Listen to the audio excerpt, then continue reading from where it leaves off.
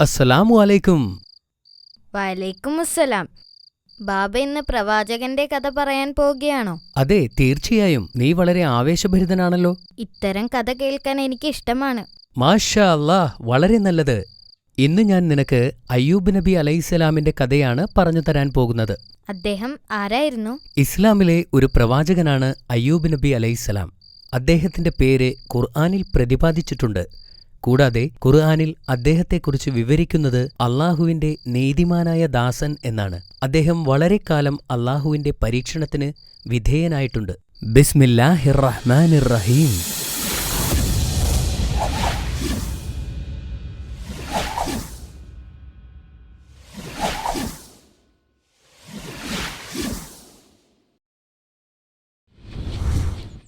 വളരെ കാലം മുമ്പ് പ്രവാചകനായ അയ്യൂബ് എന്നു പേരുള്ള ഒരു വ്യക്തി ജീവിച്ചിരുന്നു. അദ്ദേഹം യൂസഫ് നബി അലൈഹിസ്സലാമിന്റെ ചെറുമകനായിരുന്നു. അദ്ദേഹത്തിന്റെ ഭാര്യയുടെ പേര് റഹ്മ എന്നായിരുന്നു. അവർ രണ്ടുപേരും സന്തോഷത്തോടെ ജീവിച്ചു. അള്ളാഹു അദ്ദേഹത്തിന് ധാരാളം മക്കളെ നൽകി. അദ്ദേഹം വളരെ സമ്പന്നനായിരുന്നു. അദ്ദേഹത്തിന് ധാരാളം ഭൂമി സ്വന്തമായിട്ടുണ്ടായിരുന്നു. കൂടാതെ ധാരാളം പശുക്കളുമുണ്ടായിരുന്നു. അദ്ദേഹം അള്ളാഹുവിന്റെ ആത്മാർത്ഥതയുള്ള ആരാധകരിൽ ഒരാളായിരുന്നു. അള്ളാഹു അദ്ദേഹത്തിന് നൽകിയിട്ടുള്ള എല്ലാ അനുഗ്രഹങ്ങൾക്കും നന്ദി പ്രകടിപ്പിച്ചിരുന്നു. അദ്ദേഹം ദരിദ്രരെ സ്നേഹിച്ചിരുന്നു. അവർക്ക് ഭക്ഷണവും വസ്ത്രവും നൽകി എപ്പോഴും ഒരു അനാഥനെയോ ഒരു ദരിദ്രനെയോ തന്നോടൊപ്പം ഭക്ഷണം കഴിക്കാൻ ക്ഷണിച്ചിരുന്നു. ഒരിക്കൽ മലക്കുകൾ അള്ളാഹുവിന്റെ വിശ്വസ്ത ദാസന്മാരെക്കുറിച്ച് ചർച്ച ചെയ്യുകയായിരുന്നു. മലക്കുകളിൽ ഒരാൾ ഇങ്ങനെ പറഞ്ഞു: ഇന്ന് ഭൂമിയിൽ ജീവിച്ചിരിക്കുന്നതിൽ ഏറ്റവും മികച്ച സൃഷ്ടി അയ്യൂബ് നബിയാണ്. അദ്ദേഹം മാന്യനായ ഒരു വ്യക്തിയാണ്. അദ്ദേഹം എപ്പോഴും അള്ളാഹുവിനെ ഓർക്കുന്നു. അള്ളാഹുവിന്റെ അടിമകൾക്ക് ഏറ്റവും നല്ല മാതൃകയാണ് അദ്ദേഹം. മറ്റൊരു മലക്ക് പറഞ്ഞു: അള്ളാഹു ദീർഘായുസ്സും സമൃദ്ധിയും നൽകി അദ്ദേഹത്തെ അനുഗ്രഹിച്ചിരിക്കുന്നു.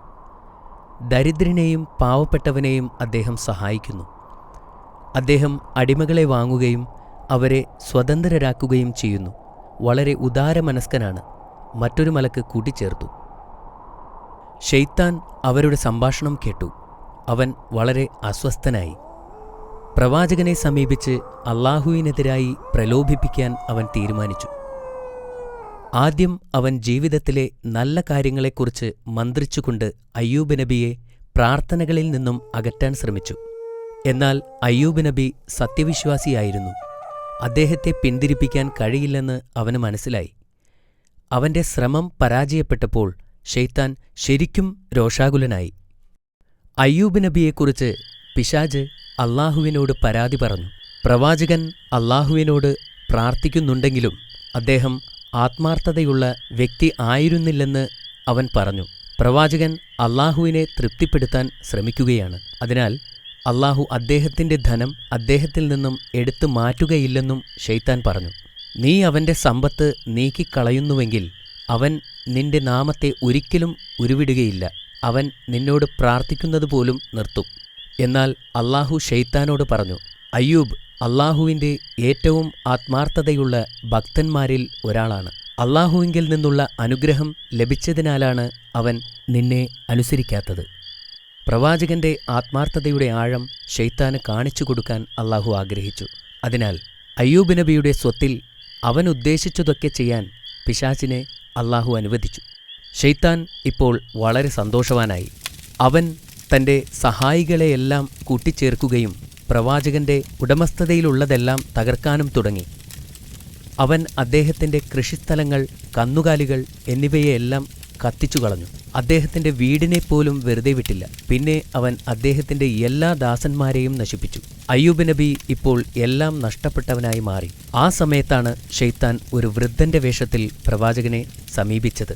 താങ്കളുടെ സമ്പത്തെല്ലാം നഷ്ടപ്പെട്ടു, അയാൾ പ്രവാചകനോട് പറഞ്ഞു. ഇതിനു കാരണം ചിലർ പറയുന്നത് താങ്കൾ മറ്റുള്ളവർക്ക് ധാരാളം ദാനധർമ്മങ്ങൾ ചെയ്തതുകൊണ്ടാണെന്നാണ്. മറ്റു ചിലർ പറയുന്നത് താങ്കൾ പ്രാർത്ഥനയ്ക്ക് വേണ്ടി ധാരാളം സമയം പാഴാക്കിയതുകൊണ്ടാണെന്ന്. താങ്കൾക്കുണ്ടായ നാശത്തെ തടയാൻ അള്ളാഹുവിന് കഴിവുണ്ടായിരുന്നെങ്കിൽ അള്ളാഹു താങ്കളെ രക്ഷിക്കുമായിരുന്നു. എന്നാൽ പ്രവാചകന് അള്ളാഹുവിലുള്ള വിശ്വാസത്തിന് അല്പം പോലും കോട്ടം തട്ടിയിരുന്നില്ല. ഈ കാണുന്നതെല്ലാം അള്ളാഹുവിന് സ്വന്തമാണ്. ഞാൻ ഈ സ്വത്തുക്കളുടെ ഒരു സംരക്ഷകൻ മാത്രമാണ്. അള്ളാഹു ഉദ്ദേശിക്കുന്നവർക്ക് അവൻ നൽകുകയും അള്ളാഹു ഉദ്ദേശിച്ചവരിൽ നിന്നും അവൻ തിരിച്ചെടുക്കുകയും ചെയ്യുന്നു. ഇങ്ങനെ പറഞ്ഞുകൊണ്ട് നബി വീണ്ടും അള്ളാഹുവിനോട് പ്രാർത്ഥിച്ചു. ഇത് കണ്ട ശൈത്താൻ വീണ്ടും നിരാശനായി. അതിനാൽ വീണ്ടും ശൈത്താൻ അള്ളാഹുവിനോട് സംസാരിച്ചു. ഞാൻ അവൻ്റെ വസ്തുവകകളൊക്കെയും നഷ്ടപ്പെടുത്തി. എന്നാൽ അവൻ ഇപ്പോഴും നിന്നിൽ അങ്ങേയറ്റം നന്ദിയുള്ളവനാണ്. അവൻ അള്ളാഹുവിനോട് പറഞ്ഞു, മാതാപിതാക്കളുടെ യഥാർത്ഥ പരീക്ഷണം അവൻ്റെ മക്കളിലൂടെയാണ്. അയ്യൂബിന് തൻ്റെ മക്കളെ നഷ്ടപ്പെടുമ്പോൾ അവൻ നിന്നെ തള്ളിപ്പറയുന്നത് കാണാം. അവൻ ആവശ്യപ്പെട്ട കാര്യം ചെയ്യാൻ പിശാചിന് അള്ളാഹു അധികാരം നൽകി. എന്തൊക്കെ ആസൂത്രണങ്ങൾ നടത്തിയാലും പ്രവാചകന്റെ വിശ്വാസവും ക്ഷമയും ഇല്ലാതാക്കാൻ കഴിയില്ലെന്ന് അള്ളാഹു അവന് മുന്നറിയിപ്പ് നൽകുകയും ചെയ്തു. ശൈത്താൻ വീണ്ടും തൻ്റെ സഹായികളെ വിളിച്ചുകൂട്ടി പ്രവാചകന്റെ മക്കളെ നശിപ്പിക്കാൻ ഇറങ്ങിപ്പുറപ്പെട്ടു. അവൻ പ്രവാചകന്റെ മക്കൾ താമസിച്ചിരുന്ന വീട് നശിപ്പിച്ചു. അവരെ എല്ലാവരെയും കൊന്നുകളഞ്ഞു. ശൈത്താൻ വീണ്ടും ഒരു പുരുഷനായി വേഷം മാറി പ്രവാചകന്റെ അടുത്തേക്ക് ചെന്നു. ആശ്വസിപ്പിക്കുന്ന രീതിയിൽ അവൻ അദ്ദേഹത്തോട് പറഞ്ഞു, താങ്കളുടെ മക്കൾ മരണമടഞ്ഞ സാഹചര്യം വളരെ ദുഃഖകരമായിരുന്നു. തീർച്ചയായും നിന്റെ നാഥൻ നിന്റെ പ്രാർത്ഥനയ്ക്കുള്ള പ്രതിഫലം നൽകിയില്ല. നബി അള്ളാഹുവിനെ ഇപ്പോൾ നിഷേധിക്കുമെന്ന പ്രതീക്ഷയിൽ പിശാച് ആകാംക്ഷയോടെ കാത്തിരുന്നു. പക്ഷേ പ്രവാചകൻ പറഞ്ഞു, അള്ളാഹു ചിലപ്പോൾ നൽകും, ചിലപ്പോൾ അവൻ തിരിച്ചെടുക്കും. അവൻ ചിലപ്പോൾ സന്തുഷ്ടനാണ്, ചിലപ്പോൾ നമ്മൾ ചെയ്യുന്നതിൽ അവൻ തൃപ്തനല്ല. എന്ത് സംഭവിച്ചാലും എൻ്റെ വിശ്വാസത്തിൽ ഞാൻ ഉറച്ചു നിൽക്കുകയും എൻ്റെ സൃഷ്ടാവിനോട് ഞാൻ എന്നും നന്ദിയുള്ളവനായിരിക്കുകയും ചെയ്യും. പിന്നെ പ്രവാചകൻ തൻ്റെ നാഥനോട് പ്രാർത്ഥിച്ചു. അത് കണ്ടപ്പോൾ ശൈത്താൻ വളരെ കോപാകുലനായി. ശൈത്താൻ വീണ്ടും ദൈവത്തോട് വിളിച്ചു പറഞ്ഞു, അയ്യൂബിന് തൻ്റെ സമ്പത്ത് മുഴുവൻ നഷ്ടപ്പെട്ടു. കുട്ടികൾ മരിച്ചു. അവന് ആരോഗ്യമുണ്ടായിരിക്കുന്നിടത്തോളം കാലം ഇനിയും കുട്ടികളുണ്ടാകുമെന്ന പ്രതീക്ഷയിൽ അള്ളാഹുവിനെ കൂടുതൽ കൂടുതൽ ആരാധിച്ചു കഴിയും. അതുകൊണ്ട് അദ്ദേഹത്തിൻ്റെ ശരീരത്തെ തളർത്തുവാൻ എനിക്ക് അനുവാദം തരണം. പിന്നീട് അവൻ ഒരിക്കലും അള്ളാഹുവിനെ ആരാധിക്കുകയില്ല. അവനൊരു നിഷേധിയായിത്തീരും. പിശാചിനെ ഒരു പാഠം പഠിപ്പിക്കണമെന്ന് അള്ളാഹു നിശ്ചയിച്ചു. അതിനാൽ അവൻ്റെ മൂന്നാമത്തെ ആവശ്യവും അള്ളാഹു അനുവദിച്ചു. എന്നാൽ ഒരു വ്യവസ്ഥ വച്ചു. പ്രവാചകന്റെ ശരീരത്തിൽ മാത്രമായിരിക്കും ശൈത്താൻ അധികാരം, മറിച്ച് അവൻ്റെ ആത്മാവിലോ ബുദ്ധിയിലോ അല്ല. പ്രവാചകൻ തീർച്ചയായും തൻ്റെ ദൈവത്തെ ഉപേക്ഷിക്കാൻ പോവുകയാണെന്ന് അറിയാമായിരുന്നതിനാൽ പിശാച് വളരെ സന്തുഷ്ടനായിരുന്നു. ഈ അധികാരം ഉപയോഗിച്ച് ശൈത്താൻ പ്രവാചകന്റെ ശരീരത്തിൽ പ്രവർത്തിക്കാൻ തുടങ്ങി. പ്രവാചകൻ രോഗബാധിതനായി. കുറച്ചു കഴിഞ്ഞപ്പോൾ നബിയുടെ ശരീരം വെറും അസ്ഥിയും തൊലിയും മാത്രമായി. എന്നാൽ പ്രവാചകൻ തൻ്റെ സകല വിശ്വാസങ്ങളിലും ശക്തമായി ഉറച്ചുനിന്നു. അദ്ദേഹം നിരാശനാവുകയോ സഹായത്തിനായി മറ്റുള്ളവരിലേക്ക് തിരിയുകയോ ചെയ്തില്ല. അള്ളാഹുവിൻ്റെ കാരുണ്യം പ്രതീക്ഷിച്ച് കാത്തിരുന്നു. അദ്ദേഹത്തിൻ്റെ അടുത്ത ബന്ധുക്കളും സുഹൃത്തുക്കൾ പോലും അദ്ദേഹത്തെ ഉപേക്ഷിച്ചു. ദയയും സ്നേഹവുമുള്ള അദ്ദേഹത്തിൻ്റെ ഭാര്യ മാത്രം അദ്ദേഹത്തിൻ്റെ കൂടെ നിന്നു. അവൾ പ്രവാചകനോട് ധാരാളം കരുണ കാണിക്കുകയും നന്നായി പരിചരിക്കുകയും ചെയ്തു. ശൈത്താൻ ഇപ്പോൾ തീർത്തും അസ്വസ്ഥനായിരുന്നു. അതിനാൽ അയാൾ ഒരു പുരുഷന്റെ രൂപത്തിൽ അവളുടെ അടുത്തു ചെന്നു. നിന്റെ ഭർത്താവ് എവിടെ എന്നവൻ ചോദിച്ചു. അവൾ കിടക്കയിൽ ഏതാണ്ട് ജീവനില്ലാത്ത രൂപത്തിൽ കിടക്കുന്ന നബിയെ ചൂണ്ടിക്കാണിച്ചുകൊണ്ട് പറഞ്ഞു, അദ്ദേഹം ഇവിടെയുണ്ട്, ജീവനും മരണത്തിനുമിടയിൽ കിടക്കുന്നു. അപ്പോൾ ശൈത്താൻ പ്രവാചകന് ആരോഗ്യവും സമ്പത്തും മക്കളുമുണ്ടായിരുന്ന കാലത്തെക്കുറിച്ച് പ്രവാചകന്റെ ഭാര്യയെ ഓർമ്മിപ്പിച്ചു. അവൾ വേദനയോടെ പറഞ്ഞു, കടന്നുപോയത് ക്ലേശകരമായ വർഷങ്ങളായിരുന്നു. അവളുടെ കണ്ണുകൾ നിറഞ്ഞൊഴുകാൻ തുടങ്ങി. എത്ര നാൾ അങ്ങ് നാഥനിൽ നിന്നുള്ള ഈ പീഡനം സഹിക്കും? അവൾ കരഞ്ഞുകൊണ്ട് പ്രവാചകനോട് ചോദിച്ചു, നമുക്ക് സമ്പത്തും മക്കളും സുഹൃത്തുക്കളുമൊന്നുമില്ലാതെ നിലനിൽക്കണമെന്നുണ്ടോ? താങ്കൾ എന്തുകൊണ്ടാണ് നമ്മുടെ കഷ്ടപ്പാടുകൾ മാറ്റാൻ അള്ളാഹുവിനോട് ആവശ്യപ്പെടാത്തത്? പ്രവാചകൻ ദീർഘനിശ്വാസമെടുത്തുകൊണ്ട് മൃദുവായ ശബ്ദത്തിൽ മറുപടി പറഞ്ഞു, ശൈത്താൻ നിന്നിൽ കൂടിയിരിക്കുന്നു.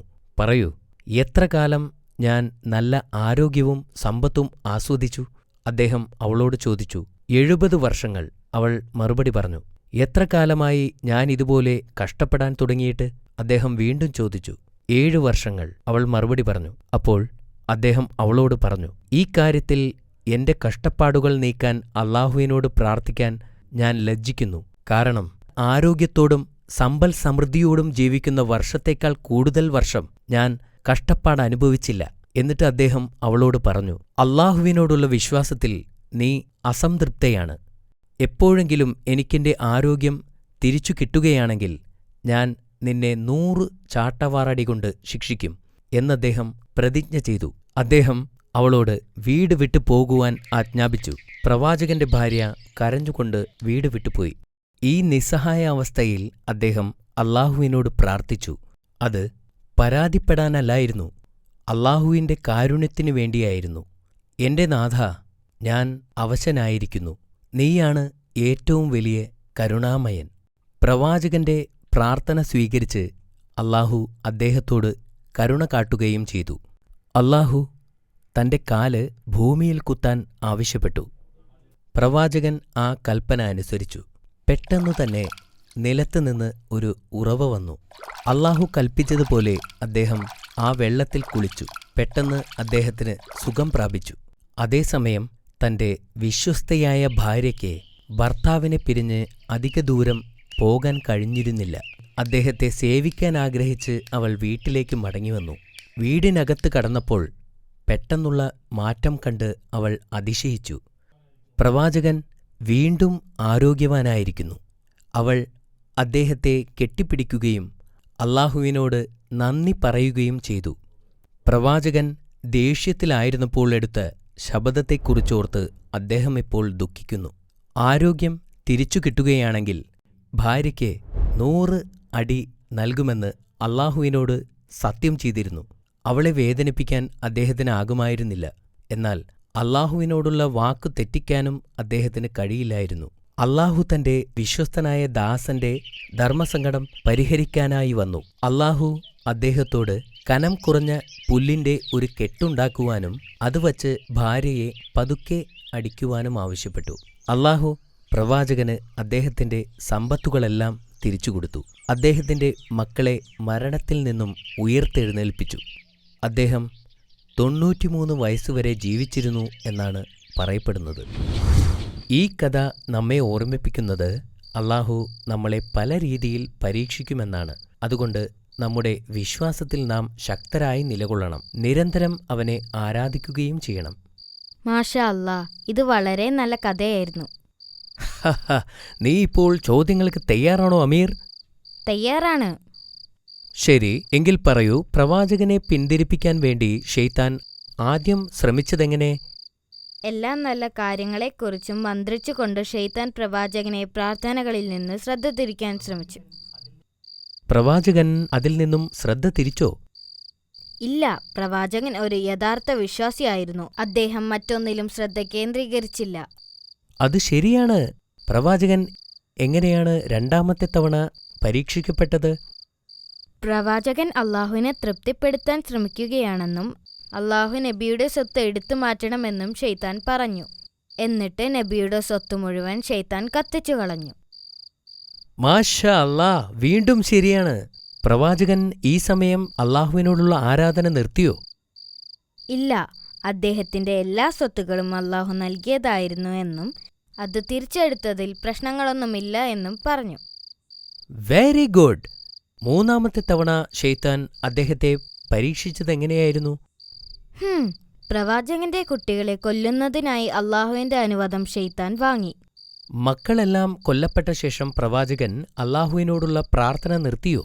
ഇല്ല, പ്രവാചകൻ അള്ളാഹുവിനോടുള്ള പ്രാർത്ഥന അവസാനിപ്പിച്ചില്ല. വീണ്ടും പ്രാർത്ഥിച്ചുകൊണ്ടിരുന്നു.